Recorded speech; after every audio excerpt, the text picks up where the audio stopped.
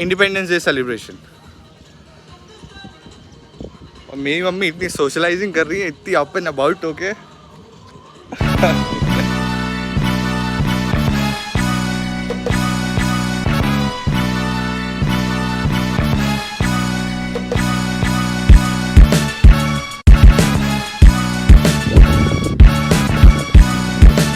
Can you see this? This is the very first Independence Day celebration in my society and 74th for India.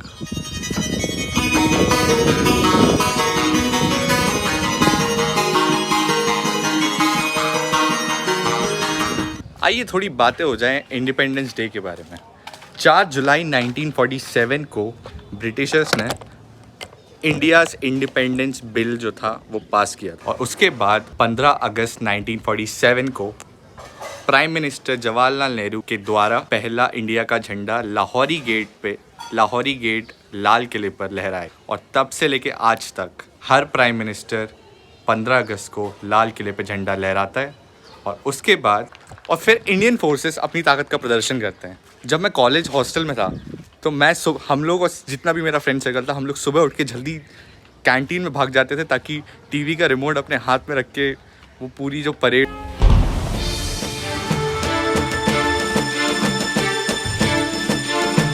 क्योंकि ऐसी चीज़ें miss करने की नहीं होती। और अभी मैं वही करूँगा, मैं नीचे जाऊँगा हॉल में बैठ के मैं वही देखूँगा।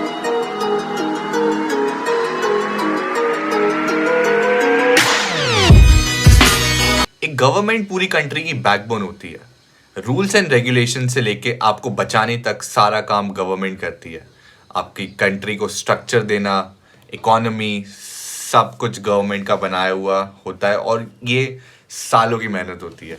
और सोचिए किसी दिन आपका जो नेता है जो कि पूरा कंट्री चला रहा है वो रिज़ाइन कर दे, और वो आपके बैंक्स, आपकी इकोनॉमी सब खत्म हो जाता है। No rules, no regulation. जितनी सालों की मेहनत से वो देश बनाया गया है वो सब एक झटके में, सारे रूल्स सब खत्म हो जाते हैं।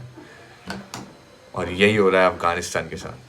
Tolo News has said that at least 2 sources have confirmed that Ashraf Ghani and his national security advisor, special advisor, and Amrullah Saleh, the first vice president, they have all left the country.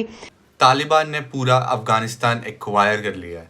Presidential palace से लेके उनकी capital Kabul सब उनके under. Pashto जुबान में छात्रों को तालिबान कहा जाता है। माना जाता है कि पश्तो आंदोलन पहले धार्मिक मदरसों में उभरा और इसके लिए सऊदी अरब ने फंडिंग की। इस आंदोलन में सुन्नी इस्लाम की कट्टर मान्यताओं का प्रचार किया जाता था। टू बी ऑनेस्ट मुझे नहीं पता कि मुझे क्या बोलना चाहिए। I am blank. और इसीलिए मैंने कुछ लोगों से पूछा कि उनके क्या थॉट्स हैं इस बारे में, उनका क्या सोचना है इस बारे में। It's really sad to hear what is happening in Afghanistan, and अपने ही देश में अनसेफ रहना इज वेरी मच हार्ड। भी देखा जाए तो उनके पास कोई होप नहीं बची है। Women and children are suffering there even for fresh air. Disaster it is.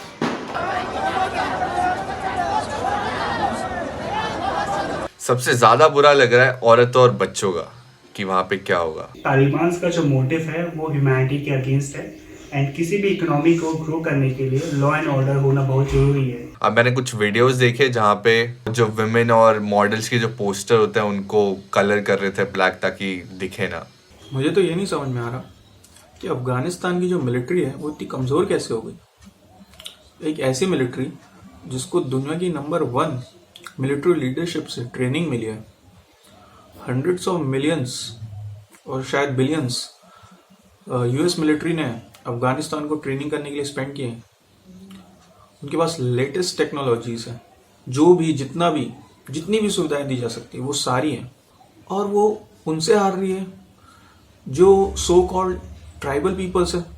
वैसे इंडियन सिटीजन्स भी वहाँ पे हैं और फंसे हुए हैं, तो उनके लिए Indian government rescue mission plan कर रही है। आई होप ये सब कुछ जल्दी सही हो जाए, क्योंकि देख के बहुत ही अजीब सी फीलिंग है कि यार क्या हो रहा है, क्या हो रहा है ये दुनिया में।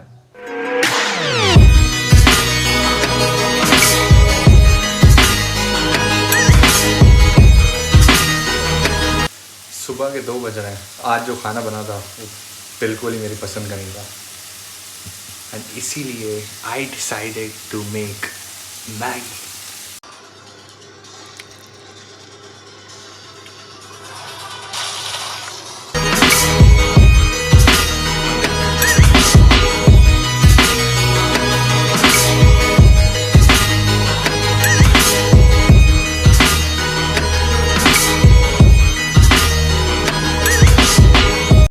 क्या आपके साथ ऐसा होता है कि आप कोई गाना सुन रहे हो और वो गाना आपके किसी मोमेंट से अटैच हो गया है, और जब भी वो गाना प्ले होता है तो वो मोमेंट आपकी आंखों के सामने आ जाता है?